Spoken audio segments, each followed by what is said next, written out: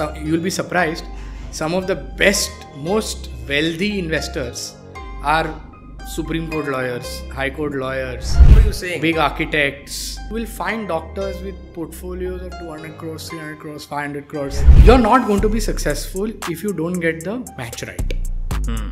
If your temperament is that of a Cheteshwar Pujara and you're playing the T20 game, you're going to lose. महंगा रोए एक बार, सस्ता रोए बार बार. That's true. P&L and your balance sheet, you can lie, you can hide, you can overstate inventory, overstate account receivable, you can do everything. Yeah. But the reality will always show up in your cash flow statement. Welcome to Dostcast. Thank you so much for having me. तो आपकी सरकार आ रही है 2024 में, थोड़ा बताना चाहोगे इसके बारे में? लग तो रहा है. I think early signs are that. Yeah. But I was going to say, because ever since the PM became the PM, your last name has been popularized. एक बार तो जिंदगी में कोई जोक मारता होगा इस चीज पे कि अरे मोदी जी या नहीं? अरे बहुत बार है. What's the most cringy one that they use? So I mean, once it's happened with me कि I was racing my car, almost jumped the yellow. You were racing your car? Yellow light onto the red light. Police वाले ने पकड़ लिया और बोला side पे खड़ा रखा और फिर स्टैंडर्ड ड्राइविंग लाइसेंस निकालो, ये निकालो, वो निकालो. देन मेरा सरनेम देखा, अरे अब तो मोदी सरकार तो आप ही की है. Then you got free? हाँ, no, then I said, sir अभी जाने तो गलती हो गया. तो सर ठीक है आप जाइए. आपने बोला नहीं मैं मामा का लड़का हूँ? I wish, but नहीं. Unfortunately there is no relationship coincidence. मुझे लग रहा था मैं कुछ अपनी से छोटी मोटी कोई काउंसलर की सीट दिलवा लेता आपसे. अरे anyway, so we're not going to discuss the last name, ठीक है? But I figured where we'd start is something that I've been observing. I don't know which individual, like तो बहुत सारे लोगों ने वॉरेन बुफे और चार्ली मंगर पे किताबें लिखी हुई हैं, because it seems to me Twitter पे अगर किसी ने चार्ली मंगर को 2 साल पहले एक बार जाके छुआ था ना ऐसे, तो उस पे भी थ्रेड लिख देते हैं, right? Because either these gentlemen are too inaccessible, or the fact that they're so successful at what they do, that whatever little brush people have with them, they want to remember that, right? And obviously you've mentioned in your writings and everywhere else that you revere Warren Buffett. What I found interesting is that when I was reading about Warren Buffett, when he would buy a stock, he would focus on कि company के financials क्या हैं, कौन लोग उसे run कर रहे हैं, कैसे कैसे हैं. And I couldn't help but tie that to your auditing experience, right? Because I've never met someone who's audited. मैंने आपको बताया था मेरे majority दोस्त CA fail हैं, तो मेरा तो वो experience रहा है. But when you go and audit a company, right? उसके अंदर क्या involve होता है? Like what does that mean? क्या आप जाके बोलते हो कि embezzlement तो नहीं हो रही, कोई गड़बड़ तो नहीं हो रही? Like how do you typically go audit a company? So I think ultimately, see, the objective of an audit is to make an opinion कि जो books में है, जो financials में जो हिसाब किताब है, वो reasonably true and fair है या नहीं. That is the objective कि जो लिखा गया है वो सच है या नहीं. And by and large well covered है, everything है, all compliances etc. वगैरह have been met. So true and fair opinion essentially is the objective of an audit. And जब भी आप audit कर रहे हो, I think that's what you try and see कि have all transactions been captured, has anything been missed out? As you rightly said, you try and look for कि भाई is there any embezzlement that has happened, any misreporting that has happened, any over-reporting, under-reporting, because anything that can give you a sense कि सच नहीं बोला जा रहा है या आपसे सच छुपाया जा रहा है, that is the ultimate goal of an audit, right? So you audit it from that perspective, and I mean it's a cumbersome exercise. It is sometimes often boring as well, but it gives you deep insight. You get a deep insight on how a particular organization works. So take me back to like one of those incidents, because does company law mandate that एक external auditor को बुला के अपने accounts दिखाने पड़ेंगे? क्या ये भारत का कोई law है ऐसा? And secondly, when we speak about the word audit, let's just say you find some discrepancies, right? What is your objective then? So see, typically, first of all, yes, company law mein, so the Companies Act requires that you have to appoint an external statutory auditor. तो हर साल आपको आपकी if you are private limited और public limited company, आपको जो ministry of corporate affairs है वहाँ पे आपकी कंपनी की बैलेंस शीट, एक फाइनेंशियल सब फाइल करने पड़ते हैं. एंड वो सारे फाइनेंशियल ऐसा नहीं है कि मैंने घर पे बना के लिख दिए और फाइल कर दिए. I have to get it audited by an external statutory auditor which is a qualified CA, qualified to sign an audit, और वो ही अल्टीमेटली मैं फाइल कर सकता हूँ. Now on the question of discrepancy, कि अगर किसी को कोई डिस्क्रिपेंसी मिलती है तो एज एन ऑडिटर कोई क्या करता है यूजुअली, कि the right that an auditor is, as I said earlier, कि ऑडिटर का ऑब्जेक्टिव है ओपिनियन देना और एक अल्टीमेटली एक ऑडिटर रिपोर्ट इश्यू करना.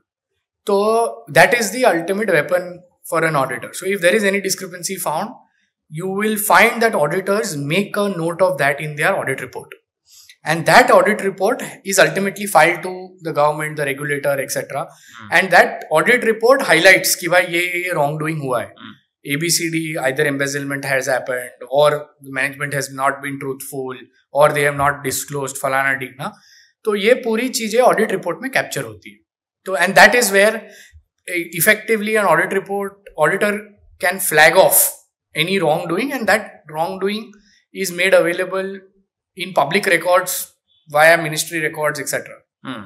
So then begs the question, हम लोग रहते तो भारत के अंदर हैं और अक्सर नेचुरल सी बात है, अगर किसी के यहाँ पे कभी इनकम टैक्स की रेट भी बढ़ती है, हम सुनते हैं, तो they try to like make things easier for themselves. या तो पहले खबर मिल जाती है, कुछ और हो जाता है, और देर लाइक चाय पी लो, पानी पी लो, राइट. इंडिया में इस तरह का कल्चर होता है, but because in bigger companies ऐसी आपने प्रैक्टिस कभी देखी कि लोग बोलते हैं कि they have financial mispractices, malpractices, and वो लोग फिर बोलते हैं कि let's just figure out a way in which we can let the auditor sort of, उनको हम बोल दें कि आप मत बताओ.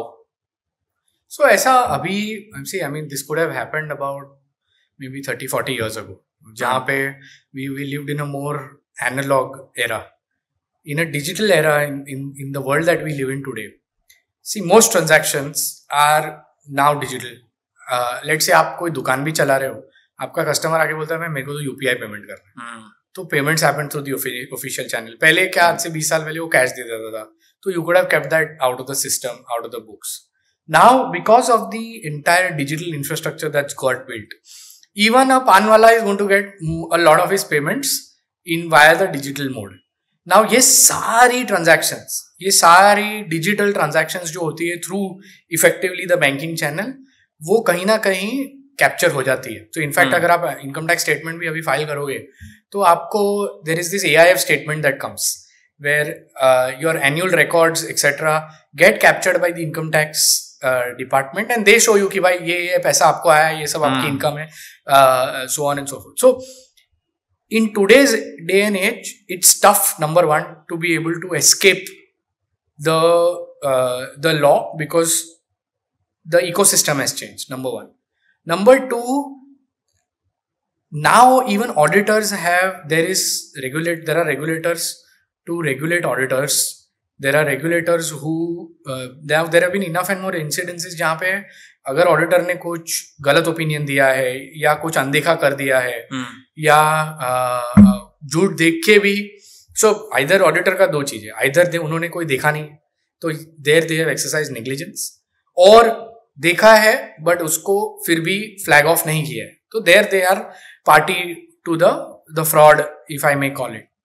तो in such a case lot of action has been taken now. Action has been taken by several regulators, whether it is the Ministry of Corporate Affairs ले लो या SEBI ले लो या exchanges ले लो, and therefore in fact if you see Satyam के case में which is where the first big blow up of the role of an auditor happened, there were several orders that were passed suspending the auditor for a few years. The licenses were cancelled. तो ये सारी चीजें auditor के साथ हुई है अगर आपने नेग्लिजेंस या फ्रॉड में, if you have been a party to the fraud. उसके बाद से these incidences have dramatically reduced. I'm not saying that it may not have happened, right. It may not be happening, but I think अभी, I mean, I don't want the auditor will say कि भाई मैं मेरा licence क्यों दाव पे लगाऊंगा आपके लिए, आपके फ्रॉड में. तो a lot of times you will see कि auditors, if they are not allowed to issue a proper report, they resign. Really? Yeah, they resigned. They said, we don't want to do the audit. You will see several resignations.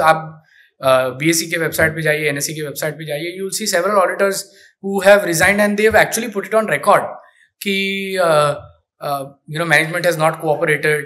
Yeah, so that's a signal to the government to start interfering. Correct.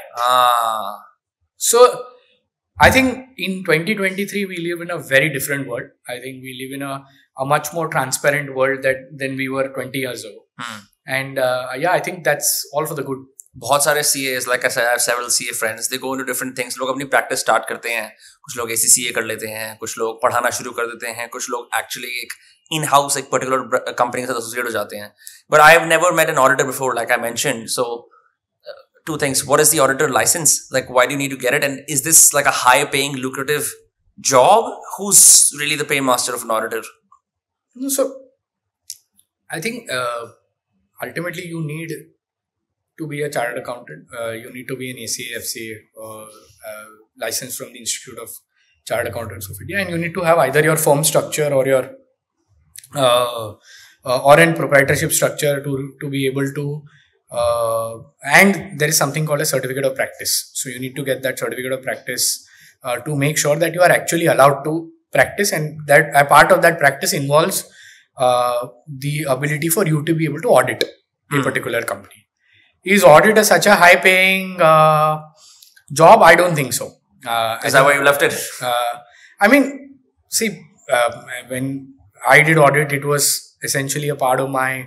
There is a mandatory 3.5 year training requirement under the CA degree.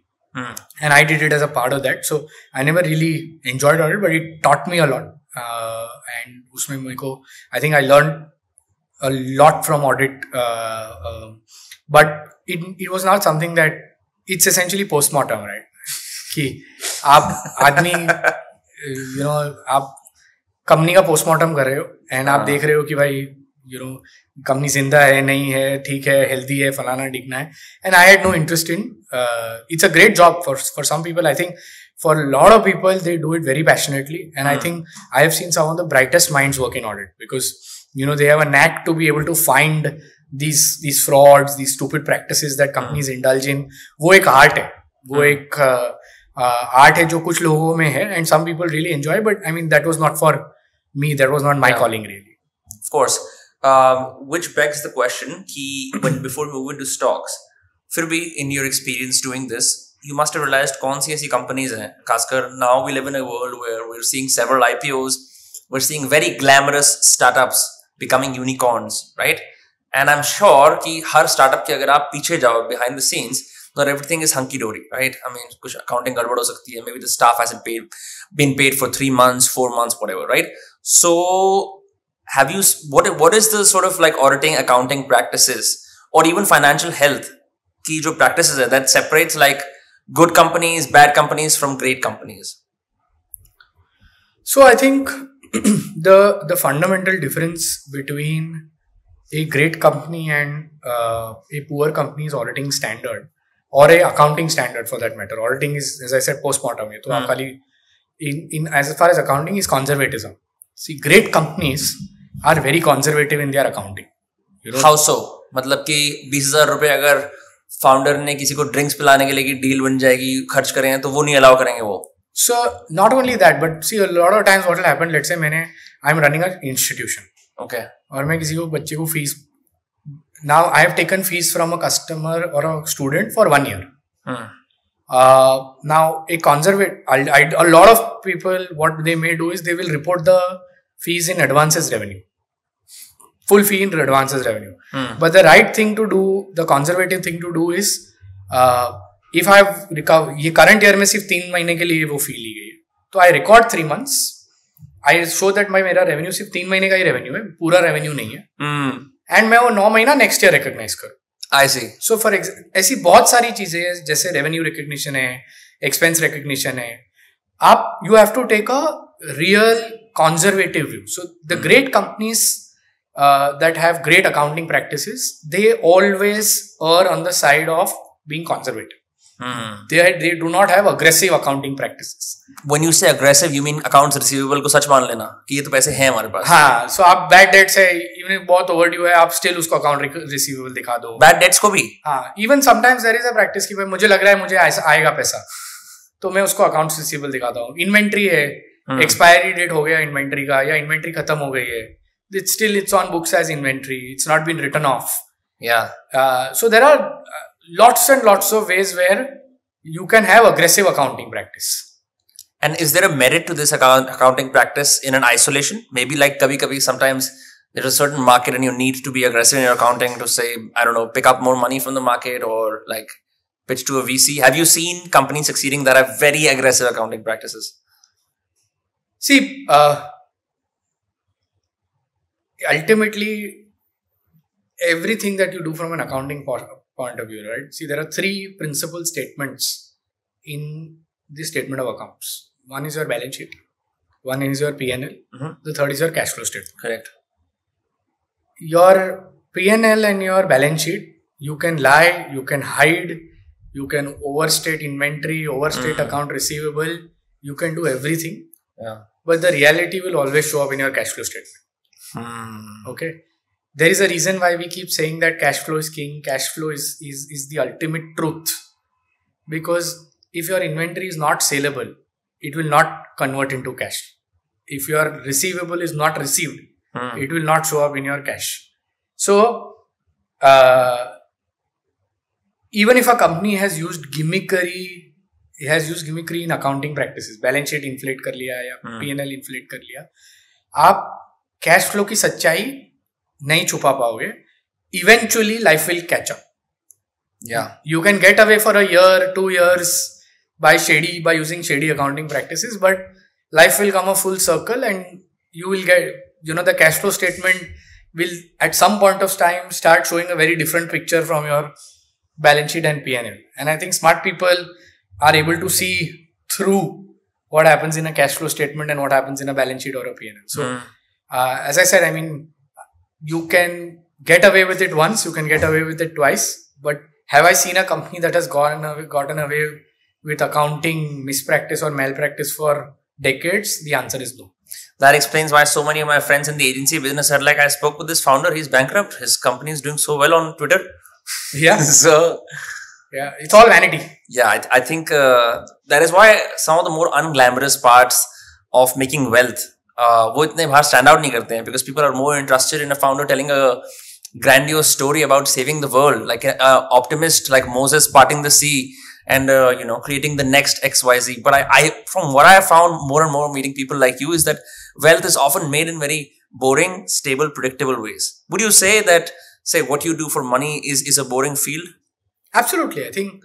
I have no doubt about it. I have no doubt about it. Yeah. I mean, see, but boring to others, maybe, no?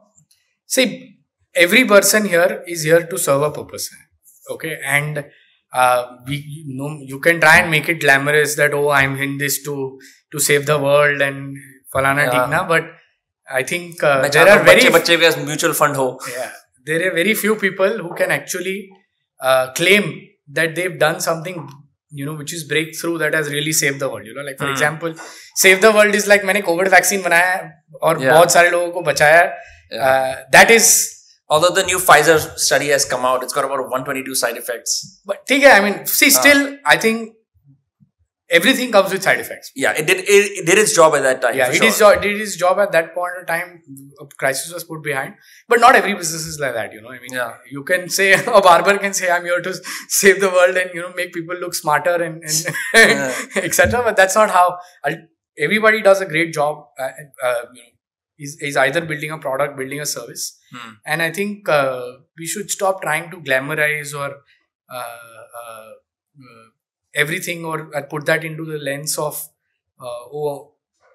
putting purpose to everything. Some things are, I enjoy it. Yeah. There need not be a world-saving purpose for everything. Yeah, today I tweeted something. I said I much rather believe people who say I'm in it for the money than for DS words like purpose, impact or meaning. Because वो सब तो आप बाद में बोलते हो when you're like generally retired, Correct. Or like you have too much money. You basically have so much money, then you're like, you become like Siddharth Buddha. Ki now, what is the meaning of life? I'm here to solve world happiness. Then you become from a businessman, you become a guru. Yeah. which is another different place you get into, because then you're like, now I will teach you about the world because I've crossed this barrier. I wanted to talk about Warren Buffett and Charlie Munger. Recently, Mr. Munger died and everyone tweeted about him. Among the two gentlemen, I've noticed that Munger is often more abrasive, more direct, more brash. Warren Buffett is more conservative. He speaks less. But one of the things that I read from Buffett was, and I want your opinion on this because you are in this world. He said, it is better to buy a great company at a fair price than it is to buy a fair company at a great price. Yeah. So that's basically his ideology behind buying or investing in stocks, right? Around pricing. Does that still hold true in the world that we live in right now? I think what he's trying to say fundamentally, I think this particular line came from a lot of work that was influenced by Charlie Munger himself, even though Mr. Buffett said it. But if you look at Mr. Buffett's life, right? I mean, there was his first early part of his life where he was a so-called value investor, where he was essentially looking for one cigar puffs. What is called in investing world is कि भाई you try and find something at a discount. आपको कोई 100 रुपए की चीज 50 रुपए में मिलती है, तो और या 60-70 रुपए में मिलती है, तो you try and buy that at a discount, and then that discount will essentially get caught up in a period of time and you will make your 100. आपने 60 मिल लिया 100. Is that an effective philosophy or is that an incomplete picture? It's incomplete. See, and I think Mr. Buffett also realized that, and I think Mr. Munger was the one who influenced that. See, what Mr. Munger said that this is just one part of the story. आप किसी 100 रुपए की चीज 60 रुपए में लेते हो, वो luck है. There is and you will not find infinite opportunities where everything will be available at a discount. So the true art or the true beauty of investing is to find a great company. Even if it's at $100, if you think that the fair value is 100, even if you paid $100 for it. But if it's a great business and it can compound over time, and I think Charlie Munger was such a big believer in the whole power of compounding. And he said, if you buy something at 100 and that can compound at 20% every year, you don't necessarily need to have bought something at a discount. The 100 will become 120, 120 will become 144, 144 will become 168, so on and so forth. And that compounding will do its magic. So, in the life after, Charlie Munger started influencing Mr. Buffett, that's when he started realizing, yes, that the big money is made in buying these great businesses at fair prices. You don't need to have a cheap price. I think what very often people confuse is that आपको अच्छी चीज चाहिए सस्ते में, but वो कभी नहीं होता. अच्छी चीज और सस्ती चीज एक में नहीं मिलेंगे. आपने 99% इंडियन FMCG कंज्यूमर्स को परेशान कर दिया ये बात बोल के. So हम अक्सर हिंदी में ये बोलते हैं कि महंगा रोए एक बार, सस्ता रोए बार बार. That's true. So when he said buy a great business at a fair price, what he essentially meant was buy a great business that can compound over a period of time, that has its own advantages, its own competitive strengths, etc. And don't buy a silly looking price. So you don't have to be a fanatic and buy good companies at any price. Because at the end, then a good company becomes a bad investment. Right. So essentially, there are making money from investments is about two things. One is, half of the problem is identification of a good company, and then making sure that good company is actually a good investment will be defined by the price you buy it at. Great. On that, I have several questions. Number one, what exactly is a great company? Okay? Because we both know you can have a very good brand strategist, right? And you can paint a great story, right? Financials कुछ लोग ही check करते हैं. I think people who invest in stocks and mutual funds वो बहुत सारे हैं, but जो actually accounting books देखते हैं, उसको analyze करते हैं तरह से, वो बहुत कम है. So what is a great company then? And then second, how do you make sure कि यार historically अभी ये best price है? क्योंकि ultimately आप तो at the end you're just a person on some app's dashboard, right? And just pressing buy and sell and just looking at a graph, right? How do you do that due diligence that you're able to assess what a great company is? इसका second part ये है कि आपकी knowledge क्या है? अब अक्सर ऐसा होता है कि let's just say I love biohacking, so that means you're putting a glucose monitor here, doing cold showers, cold plunges. There's a company called Ultrahuman, right? For example, so I can say यार Ultrahuman fancy startup है, बहुत बढ़िया काम कर रहा है. मैं इस इंडस्ट्री के बारे में जानता भी हूँ, ऐसा करता हूँ.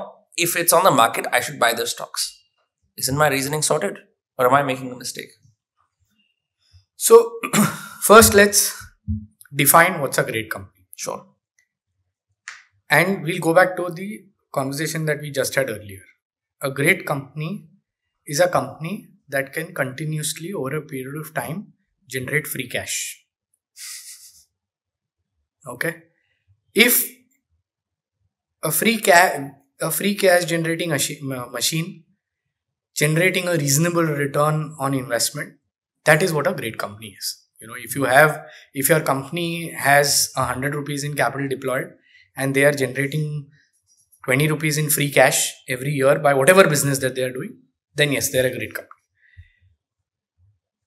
If they have great products, lovely services, but they don't make any money, or they don't generate any cash, or they don't have even throw up operating free cash, then for whatever it's worth, they are not a great company, because their ultimate goal for a shareholder is to be able to generate free cash, right? I mean, why do you invest? You invest because you think you'll pay something today and end up having a much larger outcome. Right. That larger outcome comes from cash flow. So the definition of a great company is very clear as far as that's concerned. Now, when you come up with a thesis कि मैंने ये company देखी है, उसके products देखे हैं, again, let me say, a good product is not necessarily a great company. Really? Because if you have a good product, but let's say if you don't get your pricing right, you don't have a distribution right, you can, and essentially don't end up making any money as a company, then there's no point of having a great product. The great product, the evidence of the fact that you have a great product has to show up in the cash flow statement. Yeah. Yeah, that's where it has to show up. So that's point number one. Second, so obviously you can have expertise. You can say, "Acha, मैं ये करता हूँ." You're a biohacker. You think Ultrahuman for Lana Deekna. Great product. If you're a great believer, you just have to go and validate that thesis. That this company actually making money as well or not? On paper. Yeah. On paper, actually, is it generating free cash or not? So, for example, let's all look at Apple, right? I mean, it's one of the world's most iconic companies. Yeah. Makes some of the great best products. Its customers swear by its products. But it also shows up in its cash flow statement. Yeah. It generates truckloads of free cash every year. Yeah. So that is true for a great company. So the difference between a great product and a great company is the free cash flow conversion, really. Now, as far as price is concerned, I mean, that is one of the most tough and nuanced subjects, really, for how do you try and value a company, or how do you try and find a price that is reasonable, that will allow you to make money. There are various ways people do it. People do it P multiple dekh lete hai, ya people will say कि मैं historical multiple से compare कर लूँगा, peer से compare कर लूँगा, I'll do a free cash flow analysis, फलाना डीकना. There are multiple ways where people try and see कि भाई ultimately fair value क्या है, and but it's a very nuanced subject. I mean, it's a 2-year degree or a 2-year course to be able to get understanding of valuation right. So for most people, it's a shorthand on P multiples. Really कि अच्छा कोई चीज़ पहले 15 पे trade करती थी, आज 10 पे trade कर रही है, 12 पे ट्रेड कर रही है, relatively cheap, let's go and buy it. I mean, that's where the intelligence of most people sort of really ends, but there is deeper work required to be done. Yeah. For example, while I was coming here preparing my bag and everything, I noticed that My editor had a book on his shelf.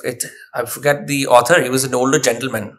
And the book was called Day Trading Secrets. Obviously, my editor is like a young dude. He's 21 only. So I can understand why usko maze aaye honge day trading. But I wondered, can you really become like that special or like a fantastic investor by reading a book? Because aap khud hi keh rahe ho, it's a 2-year course or a degree.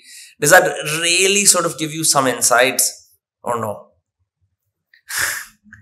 Like for example, like let me add more context. I go and read the Almanac of Naval Ravikant, right? This is something that more people can relate to, right? As opposed to a day trading book. And he gives me all these wonderful principles on wealth. Wealth is like what you, whatever, like earn with your mind, not with your time. बहुत सारी बातें और आपको लगता है अगले दिन जाके यार अब तो मैं ये करूँगा जो नवल रविकांत कह रहा है, and I'm gonna be like full of cash. I'm gonna be like wealthy. What eventually ends up happening is those are all principles and mental models. Then there is reality and all this technical work that you do in the middle. वो gap लोग bridge नहीं कर पाते. So ये ऐसा है ना. So first of all, I think reading is great. आप पढ़ लो, आपको जो पढ़ना है वो, I mean whatever is of interest to you, whether it's day trading, swing trading, investing, फलाना ढिकना, आप जो करना है कर लो. But the reality is, I'll just give you a small anecdote from the world of sport. You can read a book. If you're facing a fast bowler who's going to bowl at you at 150 kilometers per hour, you keep your head still, keep your bat flat to the ground. Your bat has to be facing, your direction of your bat has to be towards first slip. Your body weight has to be right at the balance. ये सब आप पढ़ लो. Okay. Does this mean that you are going to be able to play that 150 kilometers per hour ball if you are actually on the pitch? The answer is no. And why? Because, as you rightly said, the reality is very different. And when you're reading a book, it's all nice, it's academic, it's theoretical, it's lovely. It's also optimistic. Yeah. But जब आप pitch पे खड़े हो, when you're seeing a fast bowler run in, bowl at 150 kmph, तब अच्छों के तोते उड़ जाते हैं, and वो फट जाती है लोगों की, and that pace makes people do silly things. There is a saying by Sunil Gavaskar. Sunil Gavaskar says that pace makes people, even the best cricketers, do very silly things. Yeah. तो वो जो emotion है, वो जो ground reality है कि वो moment पे आप बॉल देख पाओगे, आपका बैलेंस सही है नहीं है, वो सब सिर्फ करके ही समझ में आए. Yeah, Mike Tyson says everyone has a plan till they get punched in the face. Correct. So the reality is that आप सब you study, you do everything, but in the markets there is nothing better than on the job training. You actually have to live through the process. You have to live through the process of being able to deal with your emotion, and ultimately when you start small, when you start experiencing gains, wins, losses on a day-to-day basis, you build that experience over a period of time. That experience will compound and will allow you to actually end up becoming a very successful player in the market. It's not like any other degree or any other profession where a theoretical education will even make you half as good as most others. Here the difference is going to be wild. I see. So you're basically saying that there is only one way to make wealth through the market, and that is to simply put your money in the market, do some diligence, but ultimately आपको वो कदम उठाना पड़ेगा. It can't just be like you read a book on it and you're like, I know exactly what to do if XYZ happens, because you don't know.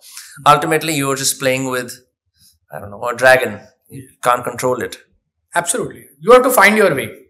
See, I mean, if you want to make money in the markets, I think there has to be you need to have a clear understanding of what is the game that you want to play.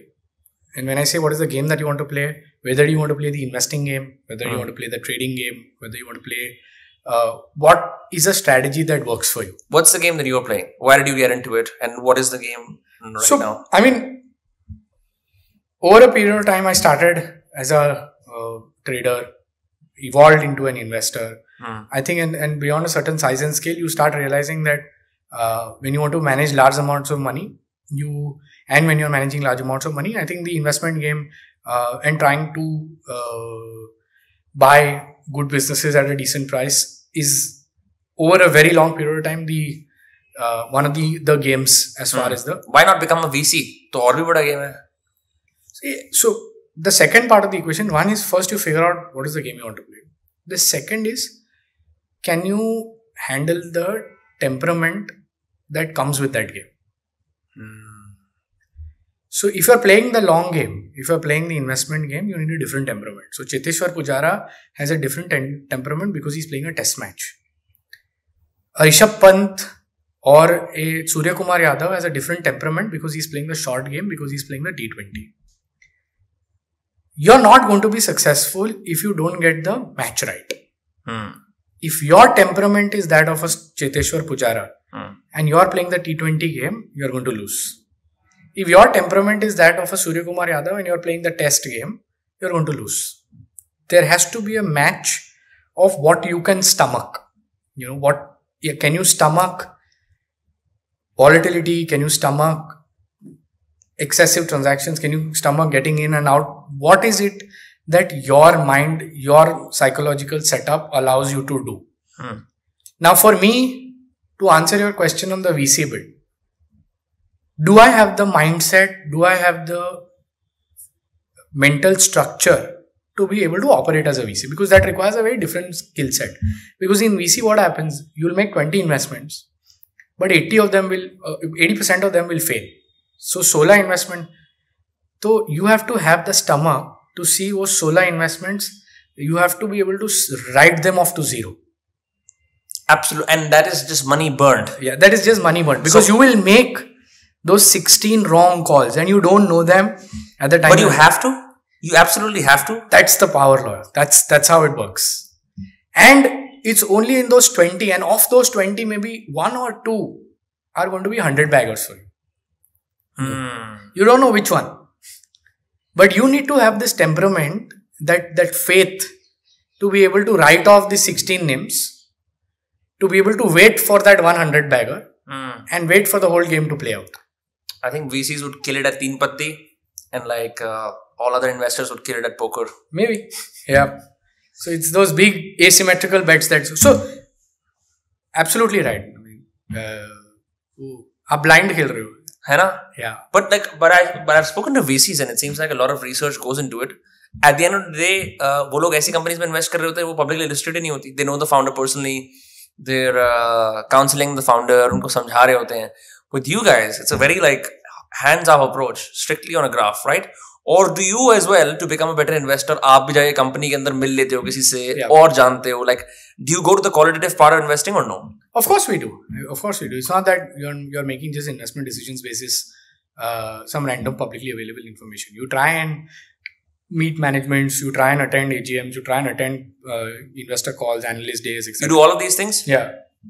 You try and get an understanding of, ultimately, see, you have to understand that businesses are run by people and people create, it is ultimately great people who create great value.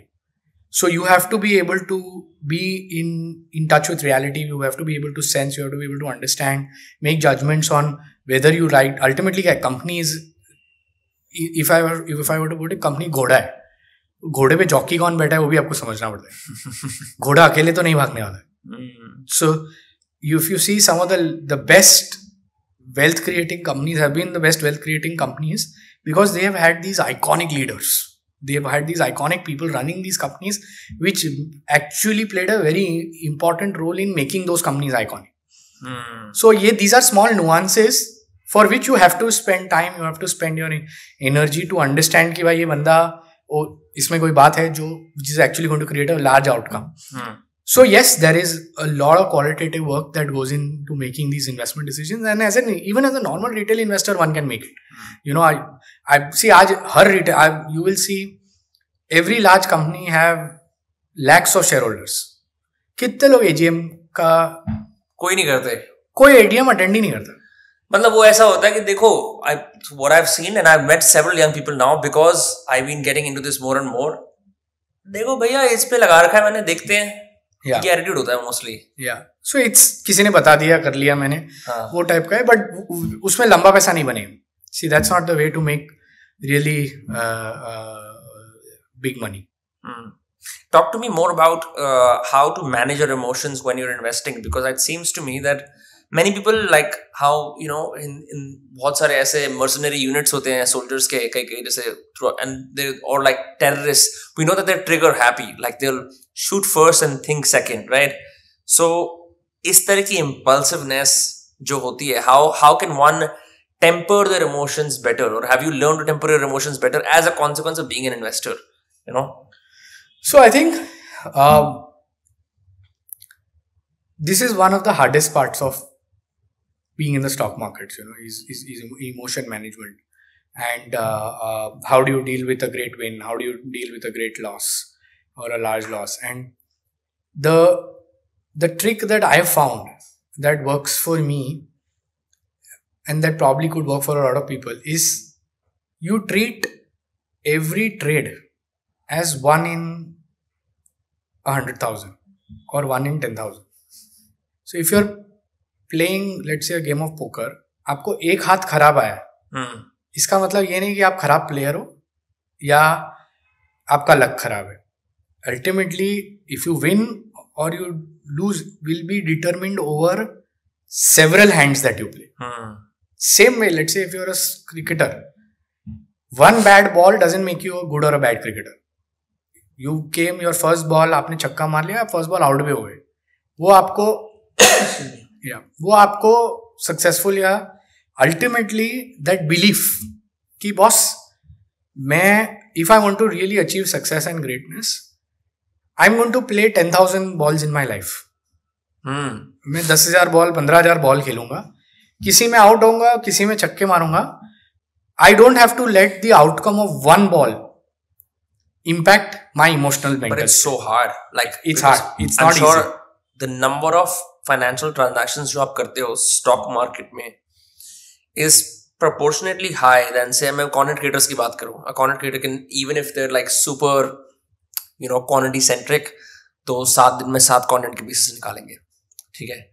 And because it's a more emotional medium, because ultimately, like, unless you're an idea-based creator, कि कुछ चला, कुछ नहीं चला, हमारे पे तो इतना वो financial implication भी नहीं है ना उस चीज का, कि कुछ चला है, नहीं चला, ठीक है, क्या है, portfolio थोड़ी ऊपर नीचे हो रहा है. It's just numbers on a screen, ultimately, but they don't have a life-changing impact, devastating impact, the same way it can on an investor, right? So doing all of these transactions, right? कभी ना कभी, there must be a breaking point. Have you ever, like, gone totally left field कि जहाँ पे nothing is working out in your favor, and how did you get out of it? So one, as I said, the mindset of taking each transaction as it goes is important, but at the same time, if you think that a particular transaction or a particular stock or a particular investment is making you anxious, okay, it means you've got your position size wrong. I have no idea what position size is. When I mean position size, it means that it has become too large a part of your wealth. Or it has become too large a part of your portfolio. Or it's crossed your risk appetite. That it is giving you anxiety. So, see, think about anxiety. आपका let's say 1 crore का portfolio है. Okay? Is a 5 lakh rupee position going to make you anxious or a 50 lakh position? 50 lakh position. Correct. Now, if that 50 lakh position is making you anxious, that means either you've not done work on it, which to make sure that your anxiety is taken care of, and therefore you don't have that much conviction, or you have made an outsized bet beyond what your stomach can take. So the way to get rid of that anxiety is to make sure that you get your position size correct. मतलब there is no need to, that's why they say, right, कि diversification is the only free lunch in investing. कि अगर आपसे नहीं संभाला जाता और आपसे नहीं झेला जाता तो आप 5 लाख की 20 बेट लो और 1 करोड़ का पोर्टफोलियो बनाओ, so that one stock का ups and downs will not make you lose your peace of mind and your sleep. I have a very nasty analogy to this. I heard a gentleman say कि इसलिए बहुत सारे बच्चे करने चाहिए. एक आध निकम्मा हो गया तो कोई बात नहीं और भी हैं. But I think it applies to the stock market as well. Yeah. So I mean, getting rid of that, making sure that you got the position right is important for this emotion management. Okay. Now, I remember as a kid hearing mutual fund investments are subject to market risk. जो तेज 1.75x playback speed पे ad के बाद एक बहुत तेज से एक disclaimer देते हैं, right? As a kid, I'm watching this on the TV. I'm hearing this on the radio. I grow up. I meet several wealthy people. They're like, okay, you're making this money.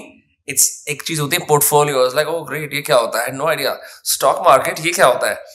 And I gradually start my SIPs and I start seeing some returns. I recently talked about it on another podcast.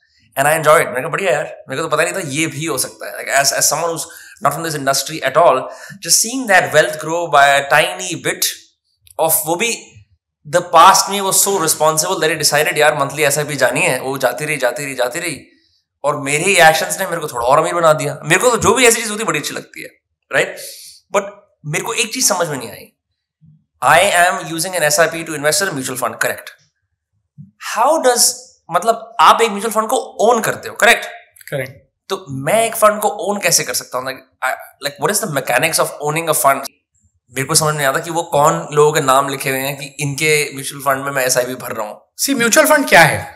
अगर अपन simplify करते हैं, mutual fund क्या है? It is essentially एक collective trust कि आपने आपके जैसे मेरे जैसे हजारों लोगों ने इकट्ठा होके, लेट्स से हम 100 लोगों ने इकट्ठा होके लाख रुपया दिया और 1 करोड़ रुपए का कॉर्पस बना, और वो 1 करोड़ रुपए का कॉर्पस एक प्रोफेशनल फंड मैनेजर है. सॉरी आपसे बात काट रहा हूँ एक minute. How is that different from a lottery, जो इनफॉर्मली लॉटरी वाला सिस्टम होता है? सो लॉटरी में क्या हो जाता है कि लॉटरी में तो आपको एक लॉटरी टिकट मिलता है and then your outcome is based on luck. Here you are not like जो दोस्त आपस में लॉटरी लगा लेते हैं ना, it's a whole, do you not know about this? The BC whole ecosystem, right? I don't know what that is. Basically ये कि हर महीने हर बंदा 10,000 रुपए की लॉटरी भर रहा है और हाँ. 12 महीने में से एक दिन उसको सारा लमसम अमाउंट मिल सकता है. तो 10 लोग हैं तो 1 लाख रुपए हो गए. So it's not like that, it's so mutual fund as I said, आप 1 करोड़ लेट्स से का एक ट्रस्ट बना, आपने लाख रुपए डाला था, तो आपको प्रो राटा आपकी यूनिट्स मिलेंगी. ना वो 1 करोड़ रुपया it actually gets invested in stocks, bonds, whatever the case may be. And जब स्टॉक में पैसा जाता है, लेट्स से वो म्यूचुअल फंड मैनेजर ने 1 करोड़ रुपए का इन्वेस्टमेंट्स किए, वो 1 करोड़ रुपए 20 लाख रुपए हुए, तो आपके 1 लाख रुपए की जो यूनिट्स थी उसकी वैल्यू 1 लाख से 1,20,000 होगी. बट आपका आउटकम आपकी यूनिट्स में दिखेगा, आपकी यूनिट्स के प्राइसेस और उसकी NAV में दिखेगा. And that is what will define or determine your success. So it's very different from these lotteries that you're talking about. It's very different from essentially it's defractional. अगर आप as a fractional investor, see let's say आज एक MRF का stock है, आज MRF का stock 1,10,000 रुपए है. आप you have only 1 lakh rupees, you can't buy that stock because you have only 1 lakh rupees. आप 1,10,000 रुपए का स्टॉक कैसे लोगे? Of course. But let's say आपके जैसे 100 लोग मिलके एक म्यूचुअल फंड जो ट्रस्ट है उसमें 1 करोड़ रुपया जमा हुआ है, वो फंड में 1 या 10 शेयर MRF लिए, तो आपको प्रो राटा जो MRF का यूनिट है वो आपके अकाउंट में pro rata 0.8, 0.9 whatever that number is will get accrued to you. So it actually all assets are pooled so that large money can be invested and large money can be made. And ये सबसे tax efficient तरीका है पैसा invest करने का और पैसा deploy करने का. And how do you buy it is very simple, right? I mean I run a mutual fund myself. There are 45 mutual fund companies in India. That's it? Yeah, there are 45. Is it tough to get a compliance to start a mutual fund? It's extremely tough. तभी 45 है सिर्फ. Yeah, it's extremely tough. So बहुत पैसा लगता है पहले तो. It requires a lot of capital to set up a mutual fund business. Is there क्योंकि compliances हैं, or like what kind of hoops are you jumping through that you have to spend so much money even setting it up? Because you can just say, look, I'm this person, you trust me, you can start it with your friends and then. No, so it's not like that, right? I mean, ultimately you get a mutual fund license from the securities regulator, which is SEBI. And SEBI has a long list of things that you have to comply with. Because at the end of the day, अगर आपको mutual fund setup करना है तो capital requirements है, infrastructure requirements है, people requirements है. So there is a long list of things that you have to comply with. It takes years to get a mutual fund license. How long did it take you? It took me 4 years. And you were persistently after them कि मेरे को ये चाहिए. Yeah. They used to keep giving us requests or queries कि ये दो, ये information दो, ये balance sheet फलाना दिखना. We used to comply with. आपके चक्कर में पड़ गए ना 4 साल.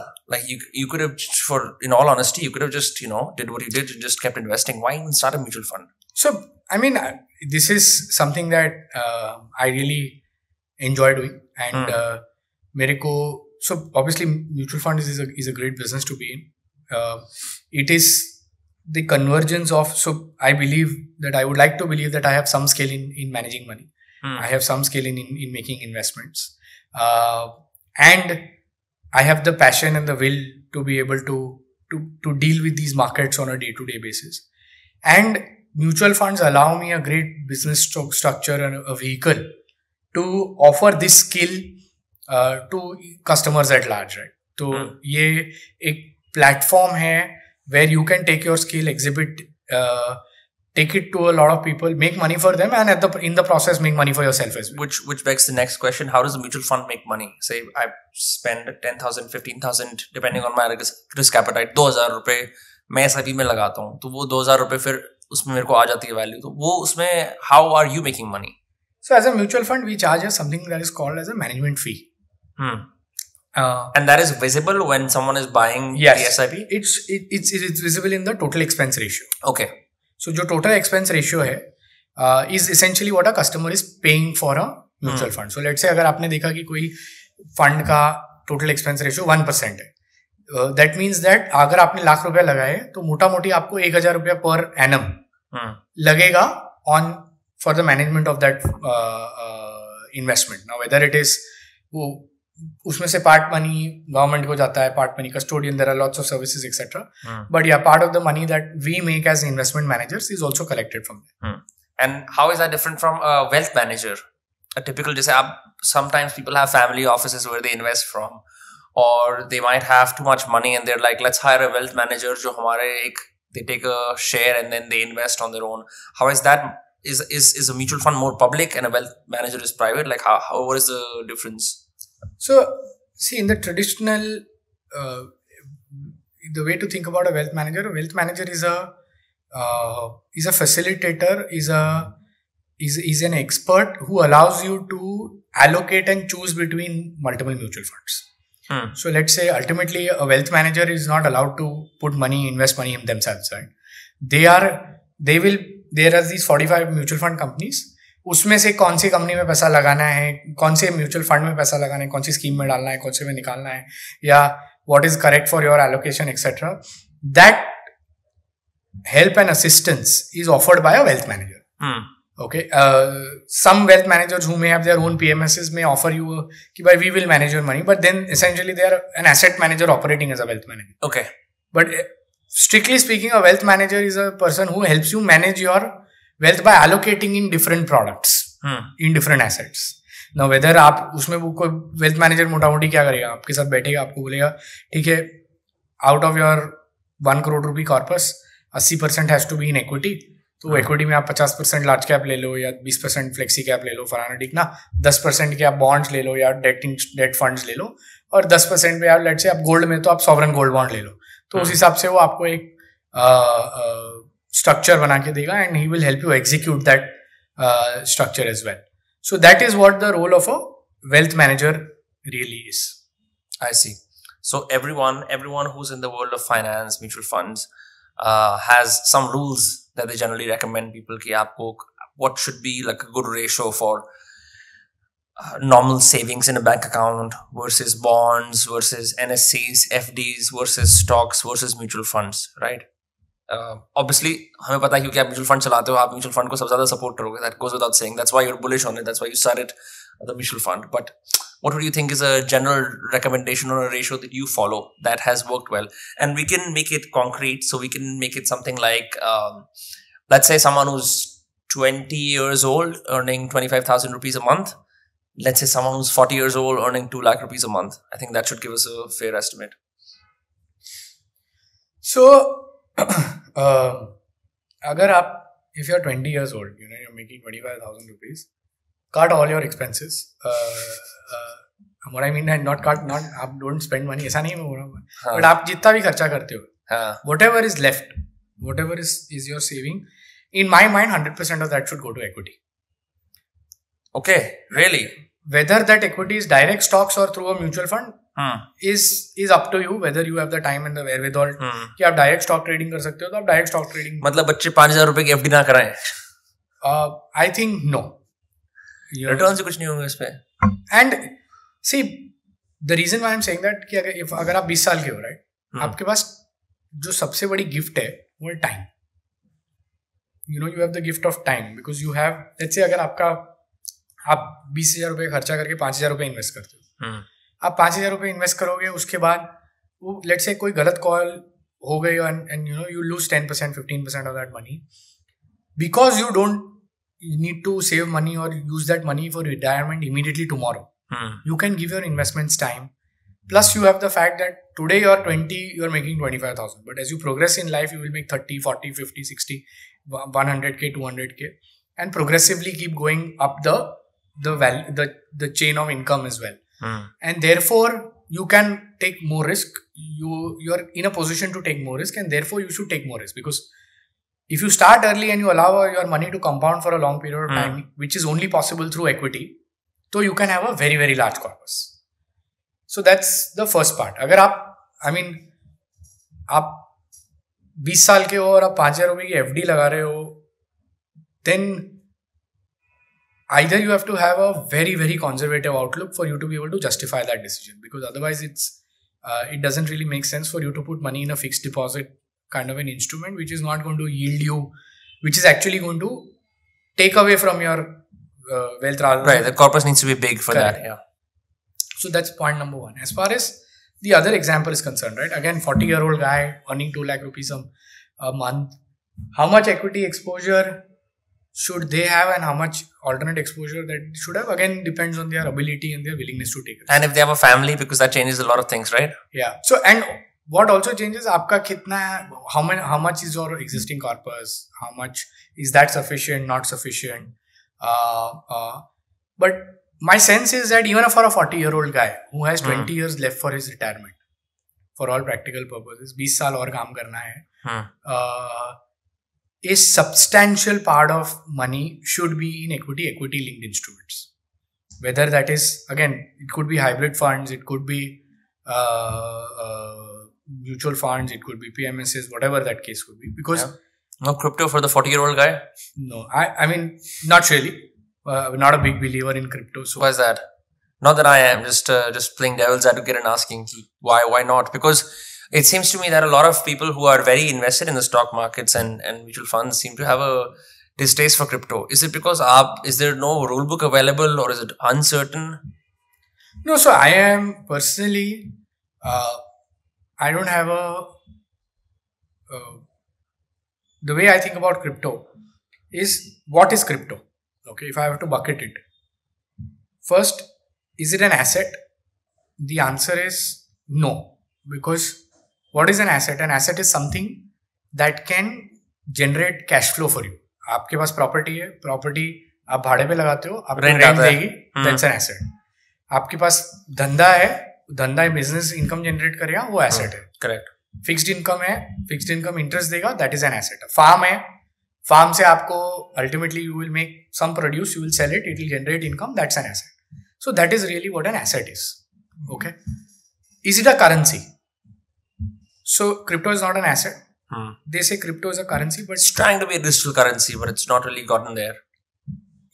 Today, if you want to walk down to the restaurant, can I pay in crypto? No, not in India yet. Yeah, I think in most parts of the world, even if you look at Mr. Musk, who was a big believer in El Salvador और एक दो जगह पे उन्होंने कर दिया ऐसा. Argentina also, those guys have like gone full crypto. Yeah, but their economies are not doing the best right Correct. now. And you don't want, because it's too volatile an asset, right? मतलब आप let's say मैं आपको बोलूँ, and you look at Elon Musk's example, right? They started accepting crypto for payments against Tesla purchases. कि आपको Tesla गाड़ी खरीदनी है, आप क्रिप्टो दो. आपने मेरे को पैसे दिए तब क्रिप्टो $40,000 वन बिटकॉइन वॉज $40,000 अगले दिन 32,000 हो गए तो मैंने अज्यूम करके लिए थे कि मेरे को तो अल्टीमेटली जो मेटल वेन टायर रबर वगैरह फलाना ढिकना भरना है वो तो डॉलर में ही भरना है तो स्टोर ऑफ वैल्यू है क्या तो वो स्टोर ऑफ वैल्यू नहीं है So you're saying it's far less stable than like the average stock market. Like usme daily mini crashes and mini booms. Correct. So it's not a currency. It is not acceptable as a currency for two reasons. Because it's too volatile, number one, and number two, it is not accepted as currency, as a mode of payment, really. And therefore, then what begs the question? Then what is it? If it's not a currency, if it's not an asset, for all practical purposes, it's a speculative commodity.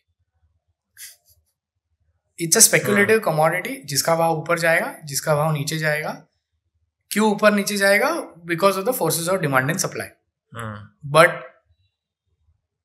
as I said is the only way for you to make money out of crypto is the greater fool theory right कि आपसे बड़ा कोई मूर्ख आपसे ऊपर के भाव में वो क्रिप्टो लेके जाएगा वो ही आपके लिए होप है that is the only way you will make money and for a lot of people, I mean, they made great amount of money in crypto and full respect for them. But I would not like to engage in that kind of speculative activity where essentially I'm engaging in the greater fool theory. And therefore, crypto is not, that's why I say I'm not a big believer and therefore not a हाँ मैंने आपके Twitter पे वैसे भी notice करा था वो profile picture में वो नहीं बने हुए थे आंखों में जो I don't know what that is that's a crypto signal have you heard of like other fractionalized forms of investment for example recently there was a company called Strata that has emerged in Mumbai where you can do fractionalized investment in real estate and something that I invest through is this company called Masterworks which allows you to invest in fractionalized bits of paintings I'm yet to see ki abhi usme because it takes 3 or 4 years to realize basically you can buy 2 or 3% or 5% or 10% or 14% of the painting is very expensive so you can buy it in bulk and then you wait or you can trade it on the secondary market mere ko bada fascinating laga I kind of understand about art and so I bought it but in the same time other paintings have also been realized now obviously this is outside the domain so you can feel free to say yaar ki ye mera domain nahi hai but there are all these new emerging ways to invest money and buy your way into the market in a fractionalized manner. Are there any other things that you also invest in beyond apna jo standard mutual fund hai? Not really. I mean, I would like to keep it simple. I think all of this is too fancy for my liking and too late. Fancy is not... so fancy is good to have, good to talk on a podcast. But पैसा बनेगा कि नहीं I think is a big तभी मैंने अपनी risk appetite के अंदर ही hit और मिस करके एक लगाया so you have to put I mean मैं नहीं बता रहा कि अमाउंट क्या था एक का मतलब ये नहीं है जो आप सोच रहे हो एक कुछ भी हो सकता है so you have to take it to pinch of salt and say okay I'm willing to write that money off okay so before we kind of start wrapping things up I want to ask something else देखो यार let's be honest I'm going to say this so don't get offended you're a rich guy ठीक है ऐसे लोग बोलते हैं या आप एक बिलियनियर हो मिलियनियर हो आपको ऐसे लोग टैग देते हैं अक्सर राइट जो भी कोई इंसान होता है who's anyone who talks about wealth openly anyone who talks about the markets ultimately is branded a millionaire a billionaire a rich guy or like whatever like there are some negative terms as well right I'm a creator podcaster so I can't say I'm a rich guy podcaster you know it's just marketing standpoints it doesn't apply you come with a set of life experiences I come with a set of life experiences. We have been led here to this moment, right, at this place we're recording. What is something that someone like me, who's, you know, I guess decent at speaking and like conducting interviews, learn about money so that I don't have to inhabit 100% आपकी वाली skill. Neither will I, because मेरे skills कुछ और है. But what is something that someone like me, a creative, let's just say, I'm going to use that word, right? जो ये सोचता है कि वो इतना right brain heavy नहीं है कि शायद उसकी accounting इतनी strong ना हो शायद that person struggles to like understand the depth of their finances. I'm using myself as a bad example to place us on the two sides of the spectrum, right? Wealth guy, creative guy. I'm not saying that you're not creative. I'm not saying that, you know, I'm not someone who does not know about wealth. But given what you know about the markets and wealth, what would be your advice to someone like me if I wanted to grow my wealth? Let a professional manage it for you. Really? Not get my own head into it at all? With what you said, जरूरत क्या है? शायद मैंने अपनी धज्जियां थोड़ी ज्यादा बना ली. नहीं इतना थोड़ा मैं जानता हूँ, ऐसी बात नहीं है. But I was just trying to portray like two extremes. So ऐसी बात करने से कोई आदमी एक्सपर्ट नहीं बन जाता है. हाँ. You know, I will say कि मैं डॉक्टरों को इंटरव्यू कर लूंगा, डॉक्टरों को पॉडकास्ट कर लूंगा, के साथ बात कर लूंगा या फलाना ढिकाना कुछ भी कर लूंगा. But will that make me qualified enough to treat myself? No. The answer is no. Yeah. Someone recently died of colon cancer because of my bad diagnosis, because I thought like I could be a doctor.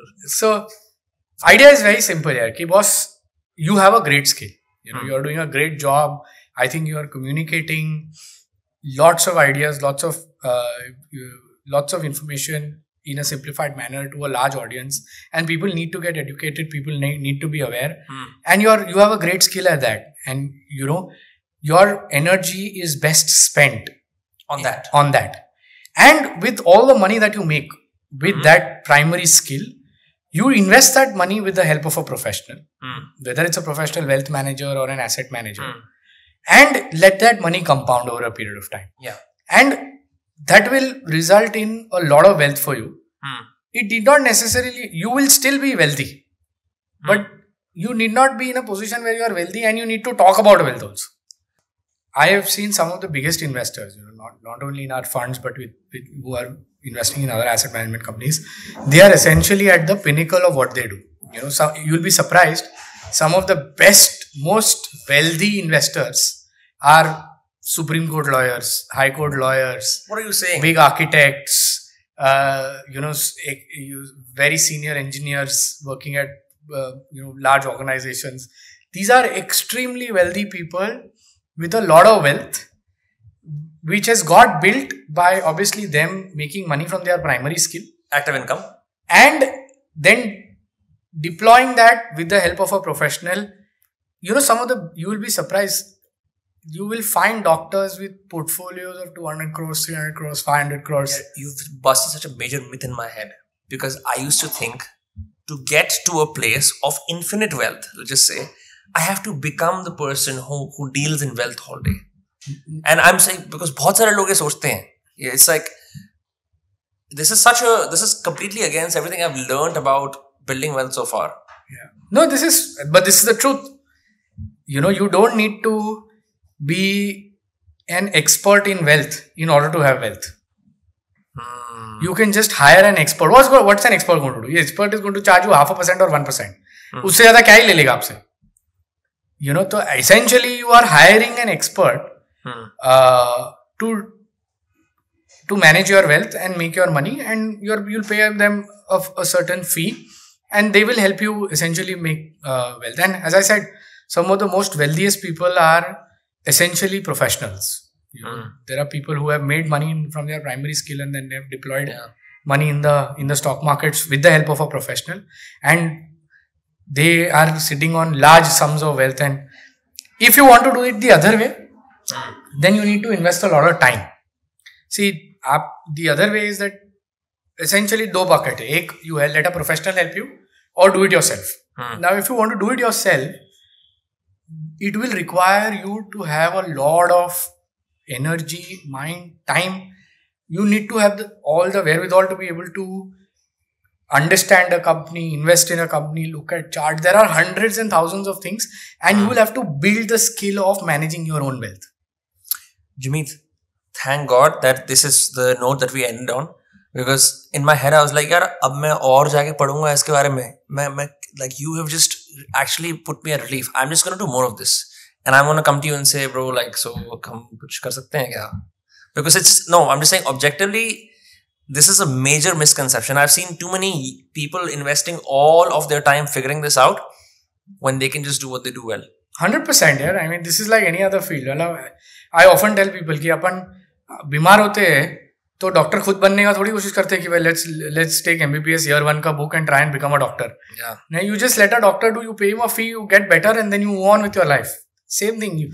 You make money from your primary source of income, deploy it, let that keep doing its job and keep making wealth for you, and That's about it. So let the deployment begin. Where can people find you? Where can they follow you? So you can follow me on Twitter. You can follow me on Instagram. I run a fairly successful investment services company called Samco. You can go look up Google Samco and find us there, and we will be there to help you with your investment needs, whether it's DIY or it's let a professional help you. Amazing.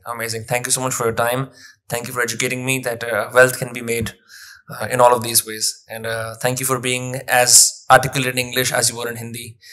And for all of this, thank you so much. Thank you so much.